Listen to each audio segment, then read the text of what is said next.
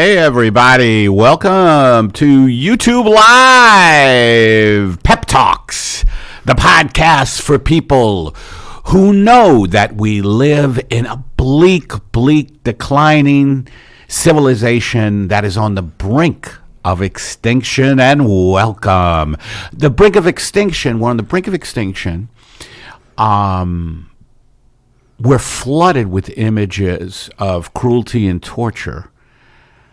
And yet we're still trying to get by the best we can, huh? Stevie? Man, I don't even know Steve Lally, my co-host. Hey, everybody. Gosh, it's great to be here. And live on YouTube right now. And, or if you're listening to this on SoundCloud tomorrow, which sounds a little time-bendy, but you could be listening to this on SoundCloud tomorrow. I kind of like stuff where you don't see anybody and you just listen. Yeah, absolutely. Kind of cool, man. A lot of people like to watch it, though. You know, they like to watch inflection. Well, we're attractive people. Absolutely. People are drawn to. By the way, and I've said this many times, but if you're not in show business, you're a coward. And you have to look good when you're in show business. You know, I have to groom myself constantly. I'm always grooming myself. You know, I have little tweezers. I have little scissors. You? Really? Oh, my God. I've got tweezers, scissors. I get things burnt off me on a regular basis. I get things burnt and lanced off me twice a day, at least. You know, I have a professional... You're like the guy in Dune, the Duke.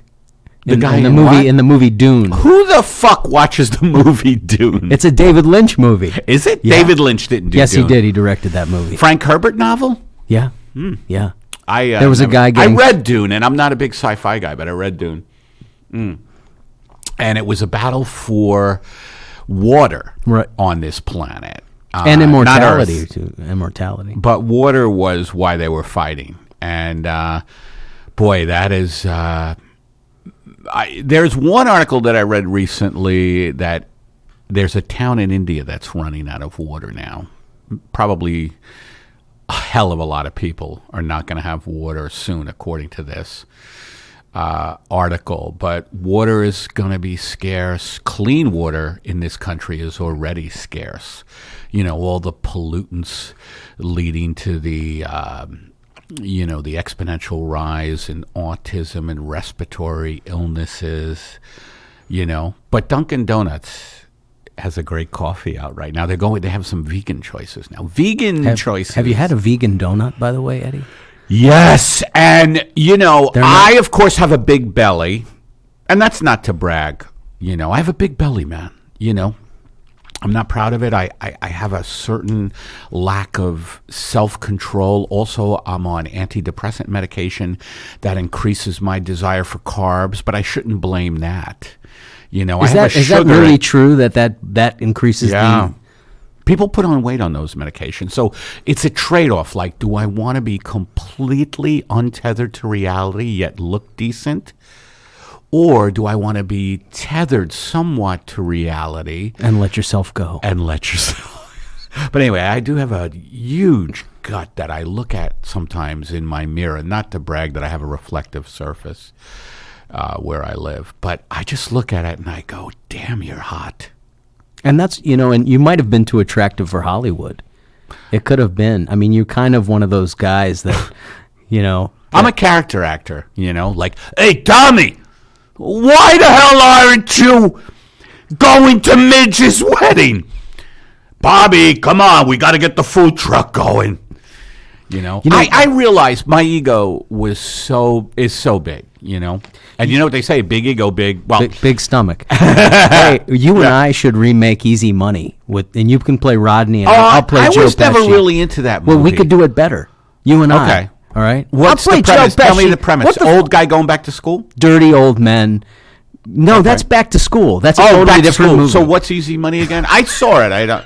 It was one of those movies, and I love Rodney. I love Rodney. Rodney's a story that I'd like to emulate. Rodney made it later in life, man, and helped out a lot of people. Yeah, because he was a real Jack Roy. He was an aluminum. That's his real name, and Jack Roy, and he was an aluminum siding salesman. Later in his life, he came from aluminum siding. I used to sand floors. for years. That's cool. That's right in there, man. And Sanding then wait floors, tables like outside. every other artiste. My generation sanding floors was telemarketing. I had to do that. Did you? Yeah. What'd you telemarket for? God, that's You know awful. what? It was different shit every week. Oh, They'd give you a really? different product every week. Was it scammy? Oh, it's all scammy. Oh, it Yeah, is? it was. Yeah, you kidding? We would set up appointments with people. Calling and going, would you just like to set up an appointment to hear about? So if you set up an appointment, Boy, you get that a has to little be some commission. lonely people who want to hear, who say, yeah, let's set up an appointment. And I was Talk. doing stand up at night, and I couldn't. When were you doing the telemarketing? So this is 2002 when I first moved here. Okay. So right after 9/11, you got into telemarketing. It makes sense. It's like, I was doing it before we're that. getting too. attacked. I would- Finally, the blowback is coming from all the horrific wars we've done overseas. The blowback is here. Let me telemarket. I see that connection in your Yeah. head. But go ahead. So There were certain telemarketing. I could never hold one more than 3 months. I could never Oh, hold a yeah. telemarketing job Yeah. more than. And Of there were course. certain telemarketing companies where you could go, and you could do their training for a week or two, and you didn't do any real telemarketing. You just sat in the training classes, and they'd pay you, and then you quit, and the training and they wouldn't remember you. So I went back and did that like 3 times. No yeah, fucking dude, I way. did that. So you were scamming the scammers. I was scamming the scammers. Yeah. See, that's what scammers bring into their universe. It's why hitmen, people who kill for a living and people who are deceitful for a living, are always looking over their shoulder, man, because they know that their way of life will come back and bite them in the motherfucking ass, right? Yeah, I always felt that way. But then when you start scamming, like you then started doing, I've done shit like that too, and I've done illegal. Yeah, but when you were in your 20s, there was no telemarketing. No, but there was no telling me what to do. So I would do stand up at night. I love bad jokes, by the way. By the way, if you have a bad joke, please don't call in with it. Please call in with it at 424-262-0904. We're going to get a call today from Yvette. Yvette Our Lamont. friend, yes, who's better. Yvette Lamont is going to call in today. She's got a podcast. It's her birthday. So she's going to call in at 4:30. So we got that. We have a bunch of calls. We have some ads. We have a lot to do, and it's amazing. Have you been affected by seeing all of these horrific fucking images of The border? Yeah, the border torture. I've been trying not to. Yeah, I'd have, but It's so. I mean, it's so upsetting now. Like it's really gotten painful. The suffering right now that's going on seems to be greater than I ever remember. And maybe it's because we're all connected via internet images, and you just see these That's a good images. point. We're all connected.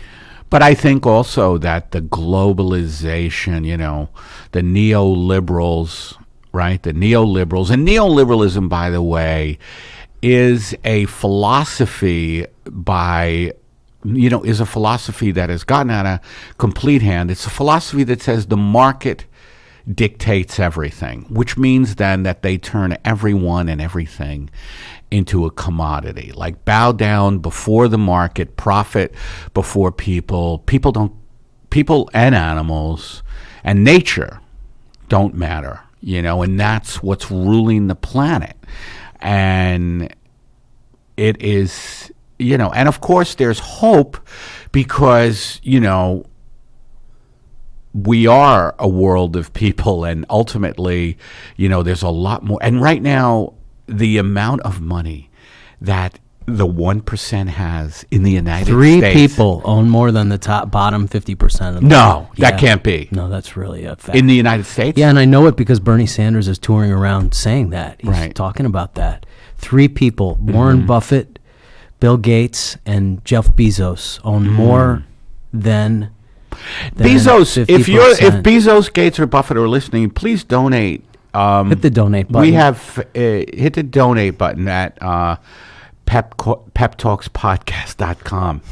mean, we're not going to shut up about the fact that you guys are completely ruining and destroying our planet. Gates tries to. They all have incredible PR machines, and Gates, he has the Bill Gates Foundation, Bill and Melinda Gates, and they try. Bezos owns the Washington Post. Unbelievable, and that's supposed to be a liberal. That's supposed to be quote unquote liberal. Yeah, liberal's a dirty word in a way now. Because it's it's progressives, I think, that we want to push. Bernie Sanders, Tulsi Gabbard. Anybody else you like? Those are the two I love. I'm voting for Bernie. Yeah. I think that Tulsi, and also I want to say this too, that, we have to vote, right? But it's not voting that's going to change things. I've quoted this a million times. Ted Berrigan, the Berrigans. Look up Ted Berrigan. I forget the other Berrigans' names, but they were all real activists coming out of the Catholic Workers Organization, a organization started by Dorothy Day, not Doris Day. And that's a whole nother thing. She was a great animal activist, though, too, the actress Doris Day. Big animal rights activist, but Dorothy Day started the Catholic Workers Movement. And Berrigan came out of that, and he said if voting worked, it wouldn't be legal. Yeah. Man. We just there's something going on in Oregon. Have you seen what's going on in Oregon? By the way, I get the right-wing people all fled the state so they wouldn't vote for something, right? Yeah, it's a technique that the Democrats have been used, right, where in order to not get legislation passed, they just leave the state, and I forget how that does. But what I want to talk about is that there was a militia in Oregon that protected these guys from the state police, and it's kind of a harbinger of like a civil war type scenario where now, quote unquote, the loonies with guns, right wing, are going to take loonies. on and that's the thing, man. That's the thing. The hope for this world has to come through love. It has to come through love. And these people who operate via hate, via violence, via hate. And you know who you are. You know who you are who live through hate. You're doomed, and we need to go through love. We need to act through love. Now, I don't know what that particularly means pragmatically, but I think it kind of means, really connecting to your best self, and acting out of that. And it's hard to do in this culture because we're all so narcissistic and self-centered. You know what I mean? We're all kind of conditioned by the media and the economic system that is so brutal to fight for ourselves. Yeah. Like to oh no, I have to push back. I have to get mine before this motherfucker gets theirs. Well, if I don't stand up for myself, I'm going to get walked on. So I have to be brutal and instead of sacrificing for others, which is what we're here to do. Right. And which is what I do every goddamn podcast. Oh, I could be on here talking about what movie I like. Instead, and then they would flock to me, by the way. These motherfuckers would flock to me. Only if I started talking about, let's talk about fast food. Yeah, but the whole podcast would have to be about fast food in order for people to flock to you. You'd have to talk about fast food all fucking hour. Now this is a new segment on the show I'm about to do. The Bloodbath Segment. Ready? The Bloodbath Segment. It is a bloodbath out there. It is a motherfucking bloodbath. The homelessness, people living in their cars keeps increasing. People just intense cities in Los Angeles are stretching for miles, yet people have to kind of ignore that and go home and watch Netflix. I myself watched Highwaymen with Woody Harrelson and Kevin Costner. Would you recommend it? Yes. Really? It's the best thing I've seen Kevin Costner do since Bull Durham. But that doesn't take away the fact that so many people are living in their fucking cars and all this stuff. And we're going in Netflix because we're scared. You know? What's your bloodbath segment? It's called my bloodbath is called the Los Angeles Stand-Up Comedy Festival, which I appeared at. Tell me about that for a sec. Yeah. It was actually fun. Mm-hmm. It was a good time. I actually came off stage at one point and went out into the audience, and I said, "You look like a group." You know, I said, I feel like I need to match your energy.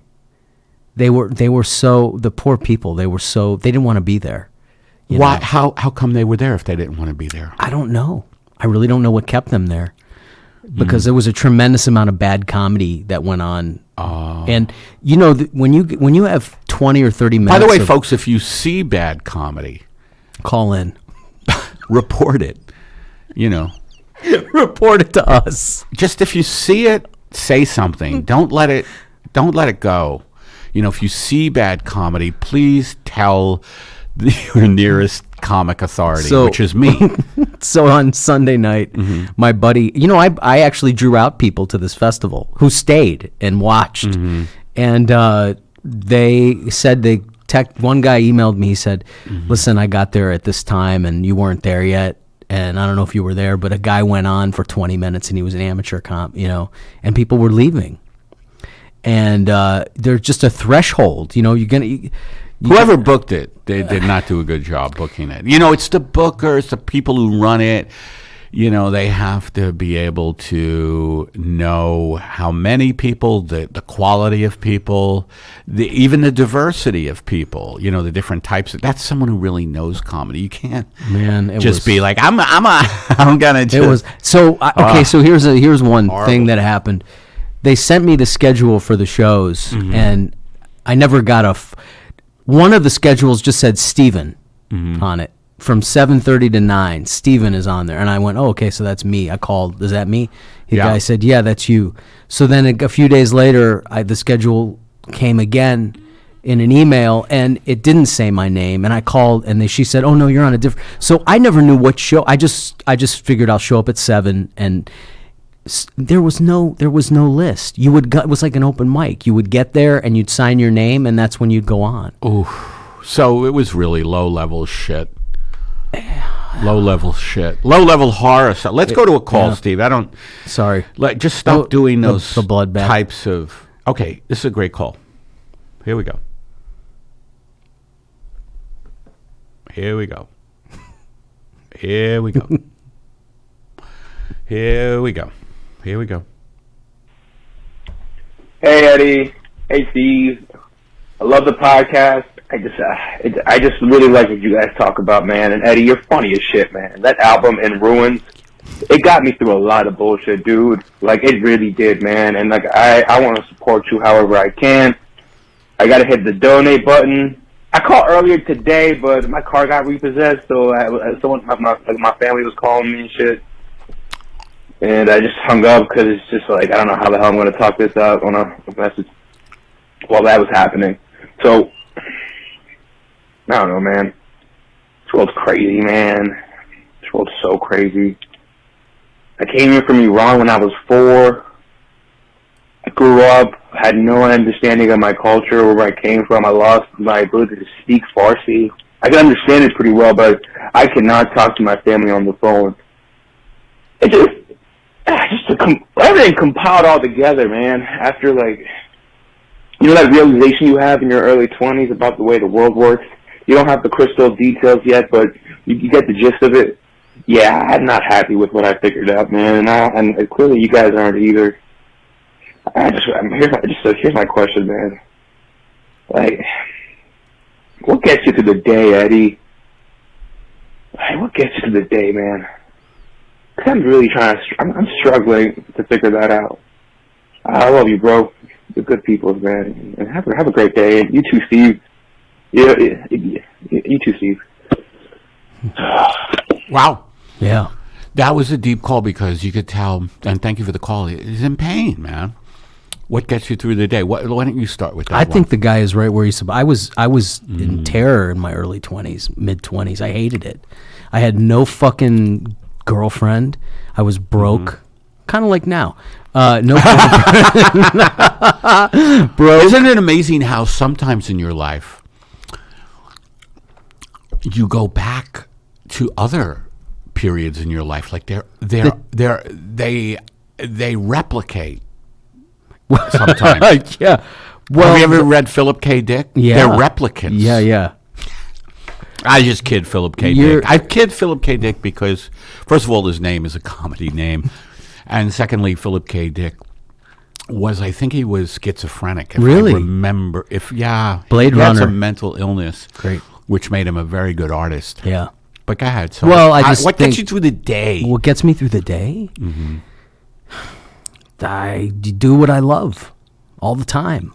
You know, I do what I love. I mean, I work toward the thing I enjoy. Whatever you enjoy, you have to work toward that. What 'cause gives you the strength to do that? God, prayer. I mean, meditation, God, Really? prayer, meditation. What are other words for that? peace. You know, trying to. I don't know. I'm at a loss for what about you? Because I don't think the caller left a name, but yeah, He's Persian. And he came and he came from Iran when he was 4. And what gets me through the day is, man, and it's just, the Bible actually said this, it's just a mustard seed of faith. Like, I don't have much faith because I'm kind of terrified all the time and I have a lot of anxiety, you know, but, you know, I then have this mustard seed, just a little faith that gets me through the day. And that little faith is something that tells me that to live, that things are going to be okay, that love is in my life, that love will be there, that it won't be so horrible, you know. And, you know, in the day and age we live in, connected to the internet and the internet and mainstream news, and, you know, just how violence sells and conflict sells and celebrity gossip sells. It's all stuff that is really not life affirming. Like, you could go toward death, and this is a culture now of death. Our culture is a culture of death. It's been for a while. Yeah. It's been for decades. It's been moving that way. Mm-hmm. But I remember being in my mid-20s, like he is, and being most terrified of the future. Not the future in the Well, he's got existential- every fucking reason to be terrified of the future. True, but he should know that everything's going to be okay, and a lot of us feel that way in our 20s, you know? Right. Up, we have a call. We have a call. Yvette! Things going to be okay, and a lot of us feel that way in our 20s, you know? Hey, is this Yvette? Hey, yeah, Hey! Hey, Yvette. Were you listening to what we were saying? I was. I'm digging the mustard seed bit. Oh, yeah. Now, this is Yvette Lamont. Did I get your last name right? Yep. Hi, everybody. Hey, Yvette. Yvette was on here. She's a big vegan.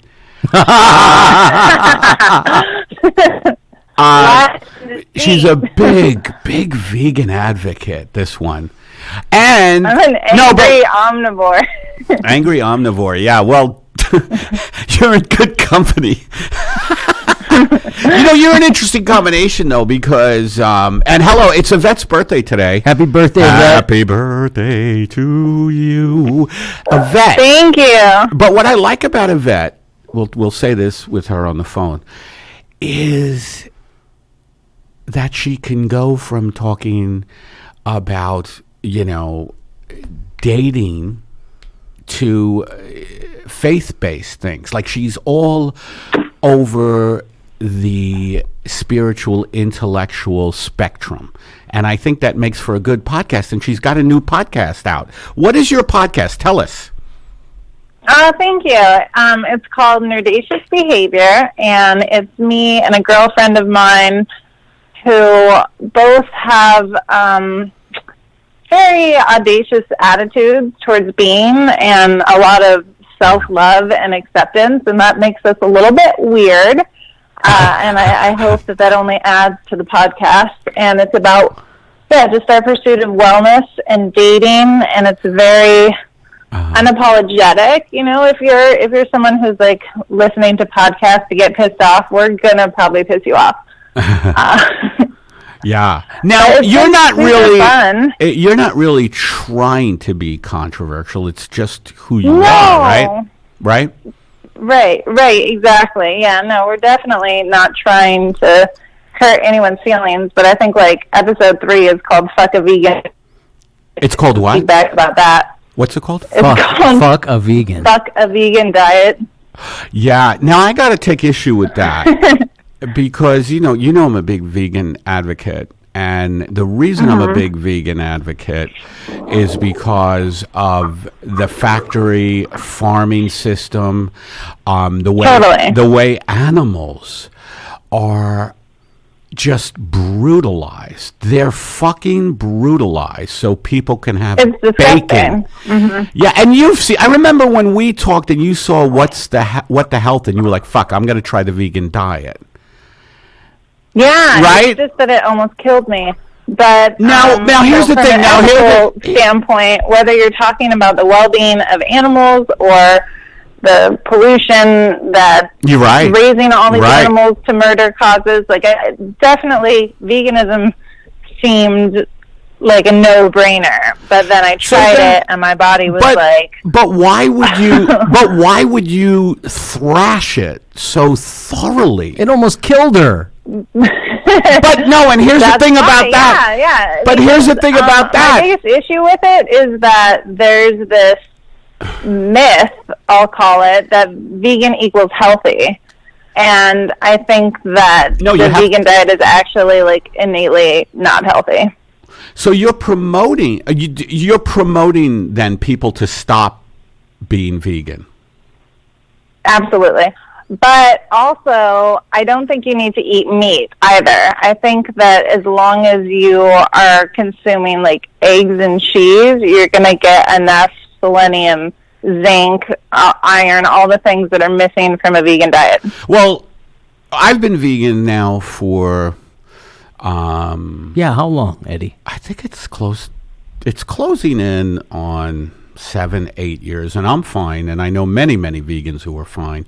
I'm just giving Yvette a little pushback here. Also eating eggs and cheese. The dairy industry is just as brutal as the meat industry, if not more. The way cheese is produced is that the baby cow is ripped from the mama cow, and the mama cow screams for 3 nights, just screams. Their baby. Oh Jesus. Their baby, and so that's your cheese. What about? I have a goat's milk connection, and I'm gonna start making my own goat cheese.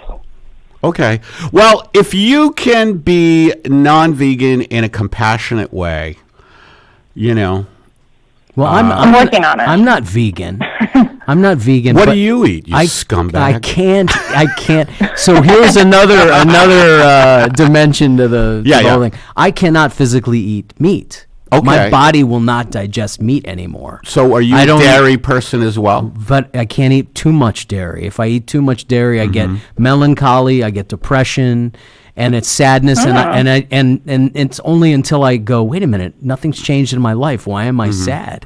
I ate a bunch of fucking cheese. What I want to tell Yvette is I think it's very different for different people. And also, Yvette, my one beef with you, and I don't mean to use the term beef because the beef that was nice, Eddie. Nice. The beef industry is horrible, but my one beef with you is that you did this diet for how many days, and you're claiming it almost killed you. It did, but it did. It really did almost kill Yeah, well... How could it do that in such a short time? Every day, How could it do about that? a week before the diet. I was like vlogging, and I was like, I feel great. I'm an omnivore. How much better am I going to feel when I'm vegan? Mm-hmm. And then literally within hours of going vegan, I was like, I don't feel so good. And I had all these weird symptoms that were just mounting, and vegans were like, don't worry, you're just detoxing. And then on day 10, I mean, I had to go to the emergency room, and I've been in and out of the hospital literally ever since. But is that really because of a vegan diet? Health problems. Is that really because of a vegan diet? 10 days? I mean, on day 4, I noticed a zinc deficiency on my fingernails. When you're deficient in zinc, you'll get little white specks on your fingernails. And I've never had that before in my entire life. And yeah, day 4, I had a zinc deficiency, and zinc is very important for absorbing other micronutrients and hormone health and all the things that started to go wrong with me. So I don't have a zinc deficiency. It all literally deficiency. could stem from that zinc deficiency. Oh, I don't have a zinc deficiency, and I've been vegan for Well, I mean, close to 9 years. we can assume, at least from all of this, that everybody's different. Right. You know, not everybody can. You know, everybody's body's different, and not everybody can tolerate the same kind of a diet. You know, but I'm more. You know, I miss eating meat. I like vegan stuff that tastes like meat. It tastes good, right? You know, but you know, I don't know the consciousness too about. And Yvette mentioned it. Fucking the production of animal products. But that's all raised. That's all The connected. methane release. Right, it's all connected. is way bigger than automotive pollution. You know what I mean? But it's all connected to monopolies and big business. If the businesses weren't able to do that and the laws weren't deregulated, but so they the are businesses, right? But I almost feel like if the fucking vegetables are poisoned, the rice is poisoned, everything's fucking poisoned because the laws have been changed to make things easier to produce more food cheaper. Yvette, on that podcast about veganism, do you talk about other topics as well? Do I talk about what? Other topics as well. Yeah, definitely. What are you guys So going through? I'm not in that particular episode, or just in general? In general, you guys cover, like, you told me one time, and it was funny the way you put it, like dating in a dystopian world. Yeah. How did you put it? Trying to survive dating during the sixth extinction. Right. It's trying to survive dating during the sixth extinction.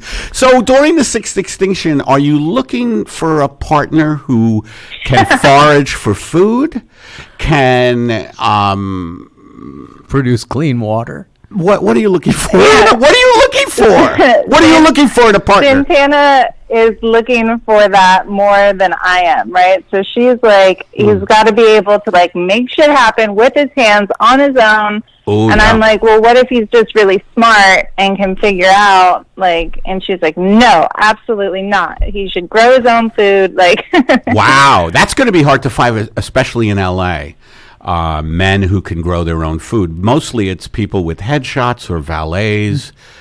You know what I mean? But yeah, so and what are your standards? What do you want? Someone smart? yeah, definitely like Well, it has smart to be and smart. honest and collaborative, communicative, stuff like that. Stuff that's more like abstract. Right. And what do you think about the mustard seed thing that me and Steve were talking about? Well, you have a lot more faith because you kind of were brought up with a lot of love, right? Yeah. You're kind of hesitating. Maybe. Definitely. I mean, Yeah. I was very, very lucky that way. My parents were Loving, awesome people, and I don't have a lot of the issues that my peer group seems to, because they were loving, but it wasn't as if I could do no wrong. You know, I was raised with like rewards and consequences, and You were raised with and boundaries. There were boundaries. Absolutely. Yeah. Boy, that's important. So. Because you see these like Brentwood families, these Brentwood parents, and they don't want to tell their kid no. I mean, we're from a different. Are you kidding? No was what was written on my forehead. I would have no written on my forehead every morning with a knife. With a knife. I said a narf. What is a narf? I don't know. I think it's a Jim Henson knife. Yeah, and I think that's what makes you quite a good podcaster, is that because you have that self-confidence, you have very strong opinions and views on things and insights into things.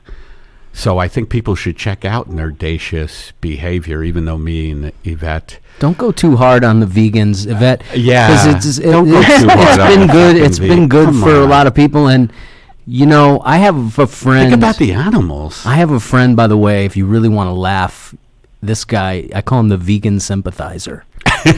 Because he talk to him, you'd think he was a vegan.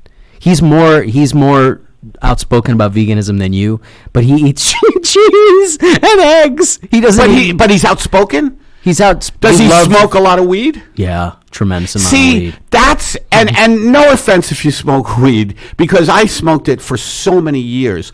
But a lot of people I know who smoke weed cannot commit to really anything. Because the weed. The weed is so pleasurable. The weed is so pleasurable that becomes your lover. Appetite, that becomes your mistress. That becomes. But the appetite also, you know, the weed. An appetite. Want to eat everything. Yeah. What do you think about that, Yvette?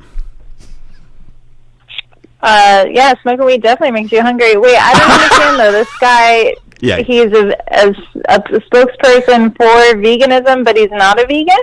I call him the vegan sympathizer. You wouldn't, to talk to him, you would think he was like Eddie. You would think he was a hardcore, straight-edge vegan. But if you were to spend time with him, you would find out he eats pizza with cheese, he eats lots of stuff with butter. Oh, man. And he's not a vegan. If I hung with him, I would be like, dude. He eats fish. Yeah, he's totally not a vegan at all. He's a pescatarian. Is that what we're hearing? Well, but he also eats dairy. So I don't know what you would call him. I don't know. He just doesn't eat meat. He's the same diet as me, except he's preaching veganism as if he were a vegan. He's one of my best friends. I think it's hysterical. It is. It's kind of hysterical. That's super funny. Yeah. So don't you think weed kind of can make you like just have a relationship with weed? You know what I mean, Yvette? Yeah, definitely. It's like such. I mean, the whole like Mary Jane mistress thing, right? Yeah. You had to put that down to pick up other things that are more meaningful, but they're harder. Weed is easy. Oh, yeah. And we live in a culture that is, you know, that promotes this easy, like, come on, guys, don't. And you know what's funny about the weed thing, too, is that it's being, you know, legalized across the country. Oh, they're just going to turn it into Marlboro Green. I've been saying that for years, right. Man. They're just going to turn. In fact, I think in 10 years, people won't even remember that weed relaxes you. It'll just be. It's just going to be something people do to keep them from falling asleep after lunch, so they can put in a full work day. It's going to be like methamphetamine or Starbucks coffee. People be lining up at 7 a.m. for their weed fix at the fucking women who can't get the door open, you know. It's going to be, that's how I feel about it. You know, corporations are going to take it over. What do you think is going to happen? They don't want pacification. They want people working. They want a working population, right? I mean, what do you think, Eddie? Yeah. Well, I think weed can work both ways with that. With me, weed made me not want to work, you know. I was just like, and if I smoked it today with all the fucking options on the internet, I don't think I would ever leave the house. I'm kind of an isolator. I'm kind of an isolator with weed. I've seen you. I'm an isolator in general. I've seen you ordering shirts online. Oh, you shouldn't be involved in ordering weed in any capacity, especially with all the options. Yeah, I got into a little shopping binge, Yvette, online. And I learned my lesson immediately because 2 of the products came from these hellholes in China and Korea, and they didn't fit me. The material was shit, and there's no recourse. Like, No, there's you nobody to email talk them, to, right. You email them, and they go, "Well, thank you for your email." In my email, I said, "I'm getting Right. the FBI." I said, "The FBI has been notified that you're scammers," and they said, "Thank you for your response. We're sorry that." Please, like, it had nothing to do with what I wrote them, and I'm like, "Holy shit! I'm never ordering." You were so excited about it too. I was. What do you think of this one, Stevie? Look at this one. I was showing him What did- pictures what of did I shirts. say? I love clothes, Yvette. I love clothes. But you can't order shit unless you Yeah. can't buy. I can't buy clothes unless I see it. And My try it wife on. orders me clothes, and she does it right. She goes through reputable fucking places, and I just saw these ads on Instagram. Okay, but whether we're talking about ads on Instagram or like quote unquote reputable places, Right. if you really want to like buy clothing conscientiously, you kind of have to get it at a thrift store because all that shit that's coming from China basically has like blood of children on it. Yeah. Well, we get vegan clothes. This is why I don't buy clothes. We get vegan clothes. We don't get any. You don't buy clothes? Not. Are you into usually. clothes? Are you into I've, clothes? like hosted several like clothing swaps where a bunch of women will get together and like just swap clothes. Or I do buy Stranger Things T-shirts from Target. That's my thing, and that probably comes from China, and I'm probably going to hell about it. Yeah. But I really love Stranger Things. Yeah. Well, you really love the program Stranger Things. Huh? I tried. I liked it. I liked the first season. I'm not watching the second loved season, it. though. I'm not watching the second season. though. Yvette, I tried to buy all my products from somewhere else than China, and it almost killed me. Is that right? Hard. Well, it's horrible. It's a part of the globalization of, the Everything neoliberal comes from China. globalization where, the Chinese factories produce cheap goods because they're paying their workers nothing. Slave labor, essentially, Yeah. the way we do it in U.S. Terrible. The way we do it in United States prisons. We make prisoners. We make prisoners make things. All these companies, Verizon, McDonald's. I think Starbucks. I heard Victoria's Secret underwear is made in prison. Well, that's kind of sexy to me. That's kinda awesome. There's kind of a By men? By men? Male prisoners? I'm going to prison.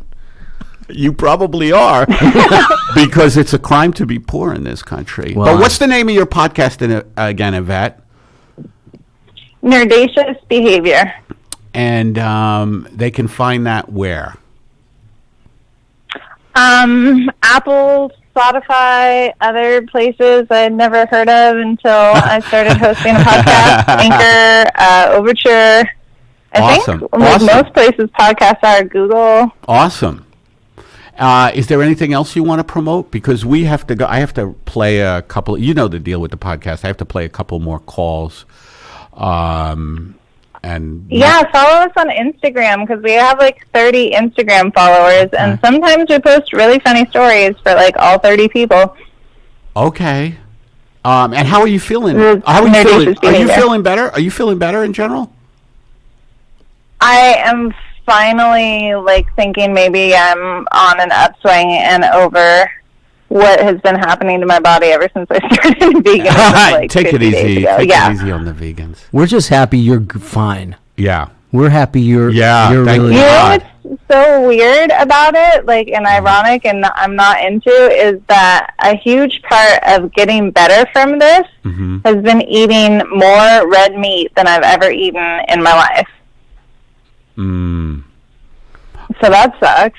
But like most food right now hurts like either my gallbladder or my liver or something that's in the upper like right hand quadrant of my abdomen.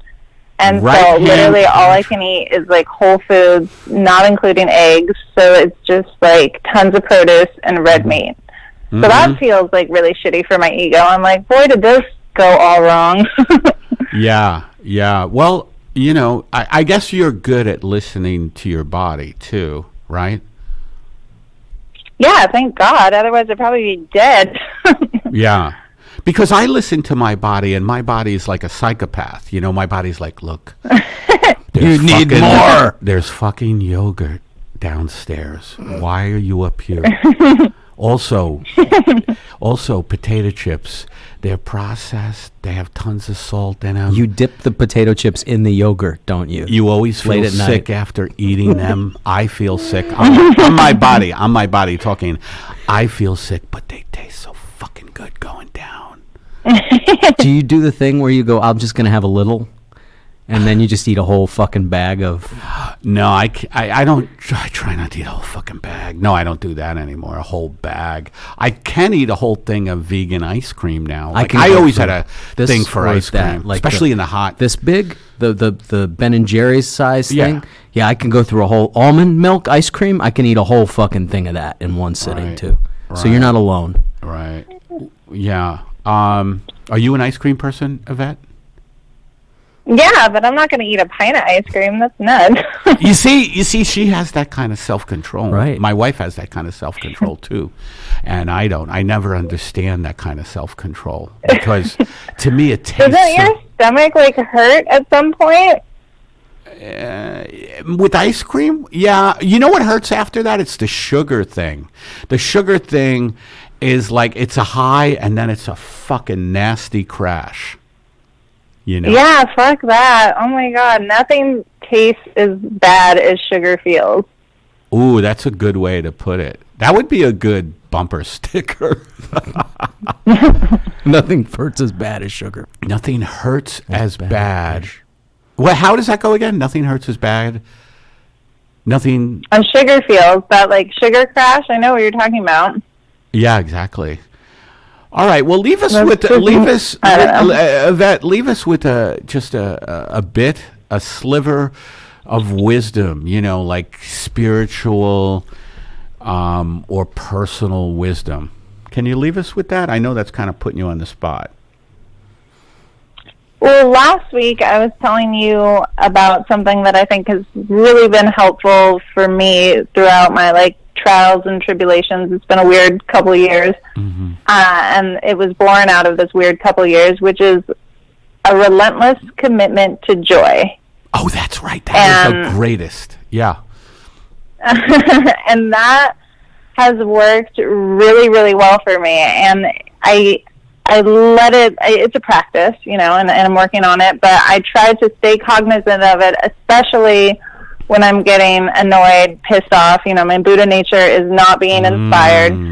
And either I'm like arguing with some doctor or I'm stuck in traffic or whatever. And then I just think about like, okay, what would make this fun right now?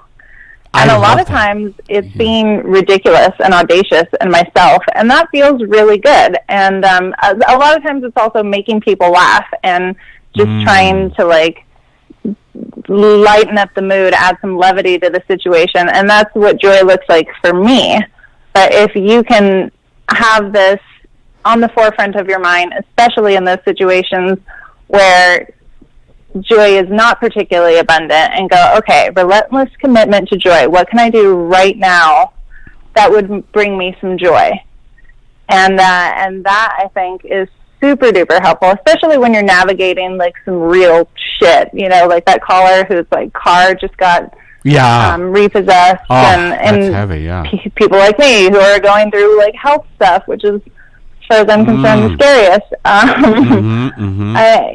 Having that, just remembering to do whatever it takes to make yourself smile. Be kind to yourself. You deserve it. Oh, that's so good. Thanks, because Yvette. my That's awesome. podcast, in a way, is the opposite. It's sort of a commitment to.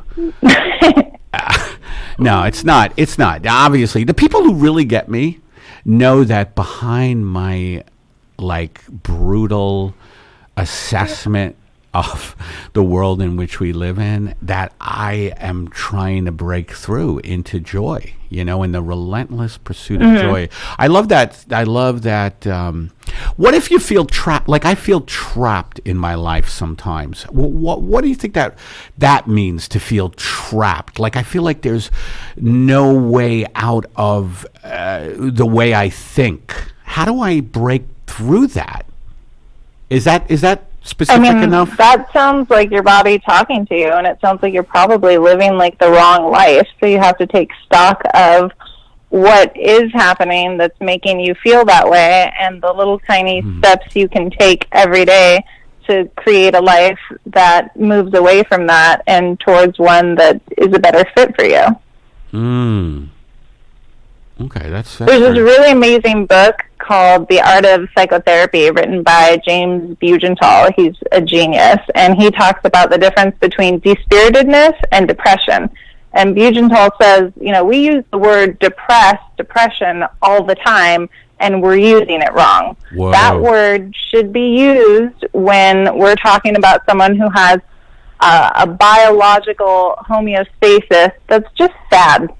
Right. Their brain chemistry is sad, and the only thing that they are going to be able to do to overcome that is going to be diet, exercise, and medication. Most people don't have innately sad brain chemistry. Most people who we think are depressed aren't depressed, says Bugental, and I agree. They're dispirited, and they're sad because they're living in a world that isn't a good fit for their highest potential. So it's their body trying to tell them, we're not supposed to be here right now. Wow. And if they would listen to it, they could go, okay, well, where do we want to be? How can we get there? Wow. That's good. That's good stuff. Thanks, Yvette. That's kind of being in tune with your whole organism, is what you're saying. Absolutely. Well, because we think of ourselves, usually we over-identify with our thoughts and our ideas. Carl Jung said, we don't have ideas, ideas have us. That idea was here before I got here, it's going to be here when I'm gone. So what am I if I'm not over-identifying with my ideas? I am the me that breathes. I am the observer having this experience, this subjective experience, and that ripples out into all of my relationships, my communications, my bedroom, my house. Where do I end? My carbon footprint. All of this is me, so it should all be taken into account, and that's why I tried to go vegan. It just didn't work for me. Right. Well, if you want to hear more of Yvette's thoughts, tune in to Nerdatious Behavior on Spotify, on iTunes, on a lot of different platforms that Yvette is learning about. And the hottest nerd, right? The hottest nerd on Instagram, right? That's my Instagram, but we also have a Nerdatious Behavior Instagram. Right. And that one is probably more funny and interesting than mine, even though we only have 30 followers. Well, you're going to get more because of this. And thank you, Yvette. Thank you. Calling in. Happy birthday, and we'll talk soon, okay? Bye, Yvette. Yeah, thank you so much. Take care, both of you. Bye. Au revoir. Au revoir. Now we have to get to some ads real quick. This one is the Association for Knowing If You Are a Cult. You want to read? Oh, I'm read so that excited. one? It's the second one. The second one. Here we going go. to. Yeah. Okay, I'll admit on last week's podcast, the ad for the Association for Knowing If You're in a Cult, the AFKAC, got a little kooky. We are sorry to our advertiser, and we want to let our audience know that we do not in any way endorse joining a cult. Regardless of how much sense that cult may seem to make or how at ease we feel, knowing that K-Pod's meteor will bring us peace when it transverses our orbit, that's not who we are. We made a promise to this advertiser that we would promote their service of providing cult awareness and helping families of cult members, and that is what we're going to do.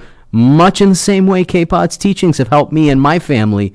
When you think of vibrational qualities of color, the fifth harmony of blue, while being a fantastic Z-focused pass-through, it does not open the chakra of the third eye like the yellow sound spectrum does, right? Wouldn't you say? I don't know exactly why. I'm no scientist. It's just something I feel. Just as good folks at the Association for Knowing If You're in a Cult want you to know that if you feel like the religion or organization you are in could be a cult, you can contact them directly at any local Scientology center. Help is out there, people. And much like the serenity of K-Pod's meteor, it's not far away. Thank you, K-Pac, K Affleck. AFCAC. Okay, that's a great company that hasn't paid us. We're yet. so happy for their. That's a great company that hasn't paid us yet. All right, now we have another ad today, and it's called, this company, it's the Super White House. Super White House. Okay, no. That's last week's. Okay. 2019 has been a magnificent year thanks to our magnificent and benevolent leader, Donald Jehoshaphat Trump. Hail him! All hail! And in honor of his many great, brilliant, and truly amazing accomplishments, too many to number, really, Trump has decided to deliver unto himself a new and superior White House, obviously more befitting a man of such egocentric self-worth. The new Trump Super White House will be an exact replica of the current White House, made entirely of solid gold and located directly above the current White House, on top of what we are assuming will be some stilts or possibly a lattice work made from orphans that have been dipped in gold. It is of such importance that this new White House be made and Lord Trump's greatness be known. Trump has declared an executive order that, in timing with his self-declared presidential celebration day, July the 4th, anyone worth less than $10 million is to pay a special golden tax. And to alleviate the pain of this increased financial burden, the tax forms will be hand-printed on silk with your choice of scented inks, zesty nacho cheese, or Cool Ranch. All hail our great and handsome leader. All hail the Trump Super White House. All right, so listen, folks, if you like entertainment, well, you got a lot. We're going to give you another call here. We had a couple of calls this week. And here we go. Here we go. Hey, it's Steve here calling from Toronto. You said something on the last show about, the dreams that I had, and you wanted me to call in and tell you if I had made those up, or if they're actually real dreams that I had. And I would like to call in and answer that, but I gotta say, I'm really busy these days. I'm busy. I'm thinking about that thing that was going on with the Grammy Award-winning rock, country, folk singer, songwriter, record producer, author, actor, being interviewed by the Emmy Award-winning author, journalist, writer, producer. I'm busy. You can't stop thinking about that. But actually, I have a question. I think I saw a video recently of someone on a bike ride going down a bike trail, I think in Los Angeles or maybe San Francisco. And there was, for all intents and purposes, a tent city that was on either side of the bike path, and it just went on and on and on. And I wanted to ask you about that, and how big are the tent cities down in Los Angeles right now, and are they growing? Do you know anyone who's homeless? I need to, kind of just talk about that if that's true, because I think I saw that video. And the suffering going on in the States right now might be a little deeper than most people might realize. So, yeah, you're right in the middle of it, so I thought I would ask. And I'm running out of things to say, because I'm so busy. I want to see someone make that game that I mentioned in the last thing. I'm being completely self-indulgent, but I think, I can't make it. So if anyone is listening right now, just take it and make it and give me, 5% or something. For those who didn't get it, it was a game about gerrymandering. I'm done talking now. I've talked way too much. I like your show a lot, and I get a kick out of listening to it every week. Bye. Right. So, Steve is very busy. So he only has time to leave those kind of calls, but the suffering he was talking about, that video of I saw this video. I don't know if you did YouTube. The tents. Yeah, a guy riding on a bike, and he just showed the endless miles of people living in tents, the homelessness. And Steve asked if we know anybody who is homeless or living in their car. I know some people. You do? Who are, who are embarrassed about it. Yeah, everybody's keeping up an appearance of not having a place of their own. But I don't know anybody living in a tent. I don't think. Maybe I do, and I don't know. How about you? Do I know anybody who's homeless? I know people on the verge of homelessness and or just really struggle. I think most people, are struggling, especially in the artistic community, unless, you're part of that community that is getting constant work, Yeah, the 1% of the 1%. Yeah. But yeah, it's really fucking difficult, and that is such a key thing too. Is that people get so embarrassed about it? Of course, and man, we have to turn that shame and embarrassment into empowerment and community, and and people helping each other out, and just massive demonstrations for equitable housing and decent jobs, a Bernie Sanders type platform and a Bernie Sanders type government, social democracy. Yeah, I think that when people start not being able to carry around that shame anymore, then you'll have an actual revolution on your hands. Because when those people stop being embarrassed about it, and they're just, the pretense is gone. And as more people get broke, kind of like the Depression, right? I mean, when people start fighting back and not being ashamed, and that's when it'll happen. Because it's kind of like this sickness of corporatism is held together by people keeping up with each other, Yeah. and everybody wanting to seem like they're doing okay or doing real good, like Instagram posts and pictures and such, God, Yeah. I think Instagram should be a place where we just post sad pictures. Like, I think it would be great if there was just Instagram sad pictures, like, like you just kind of have a far away look in your eye and you're looking at the camera going, and the caption is, God, my life is not good. And then we're like, what? That guy's pretending to be sad. He's not really sad. Those fucking people pretending to be sad. Yeah. To keep up with each other. All right, everybody. I want to leave it on that up note. Man, if you like entertainment, there it was, a full hour's worth of hot glory spattered over your face and ear holes.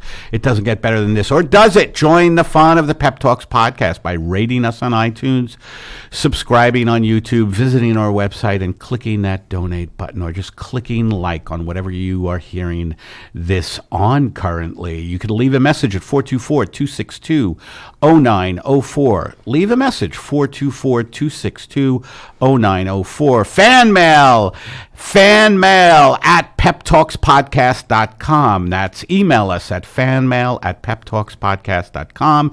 Visit peptalkspodcast.com. Our engineers are Erdbrink, and today we have Aaron Brungardt in the studio, and our producer is Matt Rasamoto, who also writes those ads. And thank you, everybody, for listening. Yeah, and fan mail is not just for our male fans. I just had to do one corny joke. You had your corny I'll jokes. be in Woodstock, New York. I'm going to be headlining the Colony. I'll be back at the Colony in Woodstock, New York on July 31st, my sister's birthday. That's going to be fun.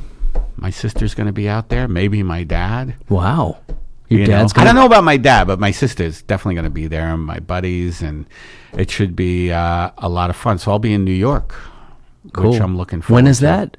July 31. Oh, okay. I'm going to be at the Syndicate in Venice Beach on the 30th of June and 11th of July, Flappers. So, And if you're watching this live on YouTube, today is June 26th. Is that correct, Steve? And I'm going to be headlining, and Steve's going to be on the show as well as a cavalcade of comics. I'm going to be headlining the Sycamore Tavern tonight, the Dojo. Is that what it's called? The Dojo? yeah, if you're in Hollywood, come out. You'll Yeah, see if you're me in there. Hollywood, come out to the Sycamore Tavern tonight. And, of course, I'm always at the Improv, the Hollywood Improv, and the Comedy Store. So look for me there. All right, everybody. Thanks a lot. We'll see you next time on Pep Talks.